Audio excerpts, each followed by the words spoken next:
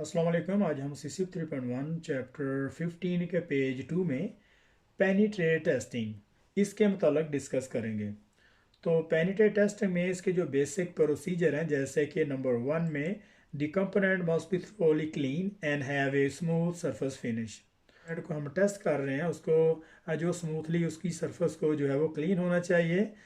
Number 2 में penetrate is applied and allowed to dwell और penetrant is applied and allowed to dwell for a specific time contact time। यहाँ पे हम इसका जो ओवरऑल एक छोटा सा स्केच है वो निकालते हैं। जैसे कि पेनिट्रेंट टेस्टिंग के लिए हम क्या करते हैं कि जिस कंपोनेंट पे जिस एप्लीकेशन पे टेस्ट करना होता है उसको सबसे पहले उसको जो क्लीन करते हैं और क्लीन करने के बाद उस पर जो है पेनिट्रेंट उसमें अप्लाई किया जाता है। और पेनिट्रेंट अप्लाई करने के बाद उसके लिए स्पेसिफिक टाइम है जिसको हम कॉन्टैक्ट टाइम या जो है वो ड्वेल टाइम कहते हैं, वो अप्लाई किया जाता है। और जब वो गुजरने के बाद वो 5 मिनट 10 मिनट या 15 मिनट होता है और ये डिपेंड करता है कि मटेरियल की डेंसिटी क्या है और उसके मुताबिक उस पर जो टाइम वो अलाउ किया जाता है। जब वो टाइम गुजर जाता है तो फिर जो है वो उस पर डेवलपर अप्लाई किया जाता है। और डेवलपर अप्लाई करने के बाद जो है उसको जो है वो चेक किया जाता है कि इसमें कौन कौन सी इम्परफेक्शन है और इसमें क्रैक है, पोर है या प्लास्टिक और क्लस्टर प्लास्टिक है। तो उसके मुताबिक उसको जो चेक किया जाएगा फिर उसको जो है वो रिपेयर करते हैं। तो यहाँ पे जो है वो नंबर 1 में the component must be thoroughly clean and have a smooth surface finish. तो कंपोनेंट जिसको हम टेस्ट कर रहे हैं उसको प्रॉपर तरीके से उसकी सरफेस को जो है वो क्लीन करना होगा। Penetrate is applied and allowed to dwell for the specific time और कॉन्टैक्ट टाइम। और उसके बाद जो उसका जो पेनिट्रेट है वो अप्लाई किया जाएगा और पेनिट्रेट अप्लाई करने के बाद उस पर जो ड्वेल टाइम है, जो स्पेसिफिक टाइम और कॉन्टैक्ट टाइम है, वो उस पर जो है वो अलाउ किया जाएगा। तो नंबर 3 में वंस द ड्वेल और कॉन्टैक्ट टाइम हैज़ इलाप्स, और जब जो कॉन्टैक्ट टाइम या डेवलप टाइम है उसको जब वो गुजर जाता है, the excess penetrate is removed by the wiping with a clean lint free cloth से। और उसके बाद उसकी जो एक्सेस पेनिट्रेट है उसको जो है वो लिंट फ्री क्लॉथ से उसको जो रिमूव किया जाएगा। और ये फ्री क्लिंट क्लॉथ जो है, फ्री लिंट फ्री क्लॉथ जो है, ये सोट पे ये एक नरम सा कपड़ा होता है, इसमें खुरदरापन ना हो और हार्ड ना हो और इसी तरीके से ये बोर वाला कपड़ा ना हो। तो उस कपड़े से इसको जो अच्छी तरीके से उसको वाइप किया जाता है। Finally wipe with a soft paper and towel moistures with liquid solvent wipe. और उसके बाद उसको जो फाइनली तौर और उसके बाद उसको फाइनली तौर पर जो वाइप किया जाता है सॉफ्ट पेपर से या फिर मॉइस्चर टॉवल से, जिसको हम लिक्विड सॉल्वेंट भी कहते हैं। ये लिक्विड सॉल्वेंट एक स्प्रे की तरह उसको जो है वाइप किया जाता है। तो नंबर 4 में the developer is then applied, और उसके बाद डेवलपर को अप्लाई किया जाता है। And any penetrate that has been drawn into any defect by capillary action will be now be drawn out by the reverse capillary action. और penetrant जब अच्छे तरीके से वहाँ पे उसकी जो सरफेस है वो एक्सेस जो उसका जो रिमूव हो जाता है, उसके बाद जो है वो डेवलपर को अप्लाई किया जाता है। और any penetrant that has been drawn into the any defect by the capillary action, और जो भी पेनिट्रेंट जो है वो किसी भी डिफेक्ट जैसे कि उसके क्रैक हैं या पोर्स हैं या कोई भी अगर फॉल्ट है कोई, तो उसमें जब वो पेनिट्रेशन उसकी हो जाती है तो उसके बाद जब डेवलपर अप्लाई किया जाता है तो वो रिवर्स कैपिलरी एक्शन के थ्रू जो है वो and any penetrate that has been drawn into any defect by the capillary action and any penetrate that has been drawn into any defect by the capillary action. यहाँ तक इसको देखते हैं।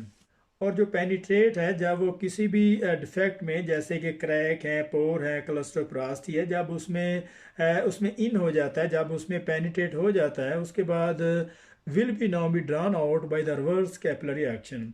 और डेवलपर अप्लाई करने के बाद जो है वो अब रिवर्स कैपिलरी एक्शन के थ्रू जो है वो नज़र आ जाता है। रिवर्स कैपिलरी एक्शन के थ्रू अब जो है वो ड्रॉन आउट हो जाता है।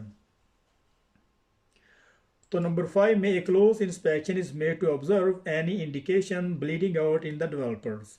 और इसके बाद इसकी जो क्लोज इंस्पेक्शन आता है नंबर 6 में पोस्ट क्लीनिंग एंड प्रोटेक्शन।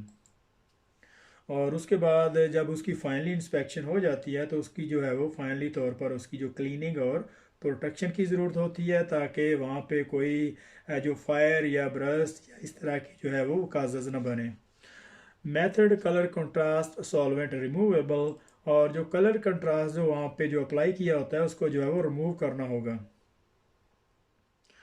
तो यहाँ पे उन्होंने जो पेनिट्रेट टेस्टिंग की डायग्राम है यहाँ पे दी हुई। तो सबसे पहले जो कंपोनेंट है जिसको हमने टेस्ट करना है वहाँ पे जो है पेनिट्रेट जो है वो अप्लाई किया हुआ यहाँ पे। और सबसे पहले उसको क्लीन किया, उसको साफ़ करने के बाद साफ़ करने के बाद उस पर पेनिट्रेट अप्लाई किया है। और उसके बाद फिर उसको अच्छे तरीके से फ्री क्लीन क्लाउड से उसको जो है वो क्लीन किया जाता है। फिर उसके बाद डेवलपर को अप्लाई किया जाता है, और डेवलपर अप्लाई करने के बाद उसकी जो है वो इंस्पेक्शन की जाती है। जो भी वहाँ पे इम्परफेक्शन होती हैं वो यहाँ पे जो उसका जो रिज़ल्ट जो है वो नज़र आ जाता है। वहाँ पे जो है वो उसकी ब्लीड आउट हो जाती है। तो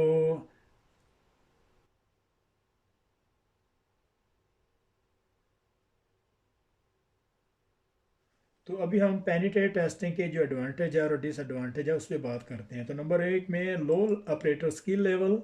तो पेनिट्रेट टेस्टिंग के लिए इतनी ज़्यादा महारत की ज़रूरत नहीं होती, ये इसका एडवांटेज है। Use on non ferromagnetic material, और इस मेथड को नॉन फेरोमैग्नेटिक मटेरियल पे भी यूज़ किया जाता है। फेरोमैग्नेटिक मटेरियल वो है जिस पे अगर मकनातीस रखें तो उस पे उसके साथ वो चमट जाता है। तो नॉन फेरोमैग्नेटिक जैसे जैसे नॉन फेरस मेटल हैं, जैसे टिटेनियम है, जैसे टिटेनियम है, अल्मोनियम है और कॉपर वगैरह।